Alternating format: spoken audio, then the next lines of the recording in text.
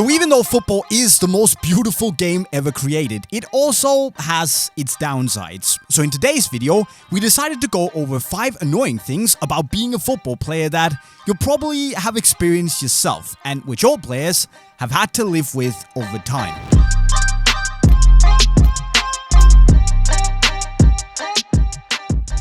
The first annoying thing about playing football is when you wear worn or really smelly gear. Now, we all know the feeling of playing in worn gear, and don't get me wrong, playing in your good old Vapor 12s can be lovely. But when the toe is completely torn up and split from the outsole, it gets rather uncomfortable, and the boot doesn't really perform that well. Now, worn gear also often has a tendency to get very smelly, and you'll probably need more than one hand to count the amount of players through time that have put their boots outside to get rid of the smell without any long-lasting success.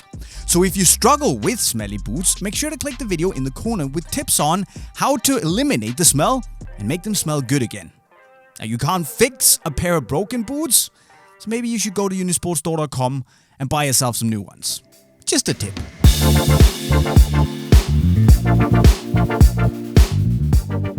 Now, another really annoying thing in football is missing big opportunities on goal. That could be either a one-on-one against the keeper, maybe an easy tap-in on an open goal, or maybe even a penalty. Now, I know that these things happen, but there's still one of the worst feelings out there, maybe not being able to give your teammate who did really well an assist, or potentially screwing up a great attacking play from the team, or maybe even missing what could have been the decisive goal of the match. But guys, look, this happens to everyone, even the best players out there, and the best, and frankly only way to go about it is to shake it off, then go back to training and work your socks off on your finishing to come back stronger. And hopefully, with that extra bit of training, you'll get the goal next time and then have your teammates celebrating with you.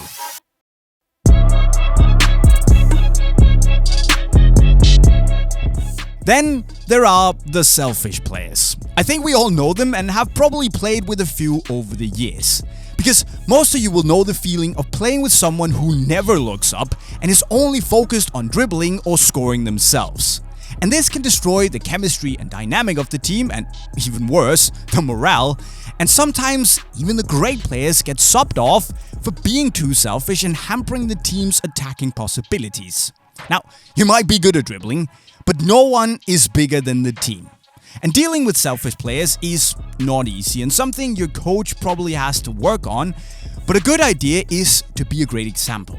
So make sure that you look up, that you distribute the ball well, and that you make your teammates better, playing the chances as big as they can become for the team. And hopefully, the rest of the team will follow your lead. Now, another really annoying thing is having sore legs. And here I'm not talking about that feeling when it hurts a little bit going up the stairs. No, here I'm talking about how you feel after a rough practice or a really long, hard game, and you basically can't walk for the next day or two. Sore legs from football, they just hit different. That's when you can't walk, you can't really bend down to grab something off the floor, or maybe just not even sit down without being in some sort of discomfort. Now, these are sore football legs, and you probably all know them. Now, the best way to combat these is to stretch well, really well after the game, maybe the day after as well, then you rest up well, and finally then you make sure to go out there, run a lot, and improve your fitness levels. Because next time, your legs won't be as sore. It's a fitness thing.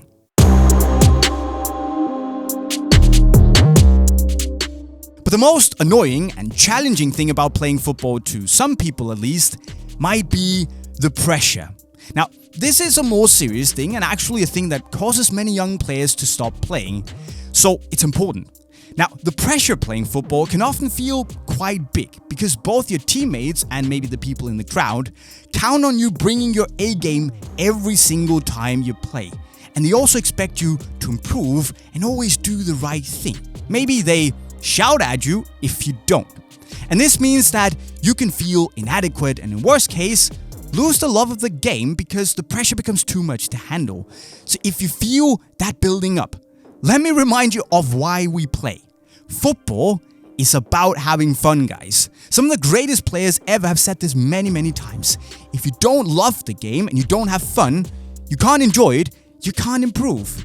So pressure is good because it pushes us forward, but if it becomes too much, consider taking a step back and maybe go down a level to make sure that no matter what, you won't lose the love of the game because you feel pressured to perform. This is important, guys.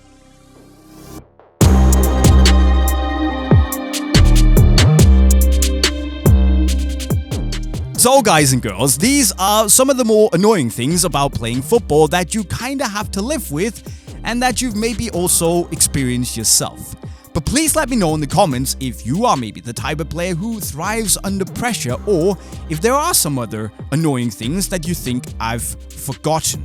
Now, of course, other than that, guys, we would truly appreciate it if you subscribe to our channel with the notifications on and join our big, awesome football family. And of course, don't forget to go onto unisportstore.com via the link right over in the side to cop the latest football boots or football gear. And finally, of course, consider hitting the playlist in the bottom corner if you want to improve and learn even more skills as a footballer.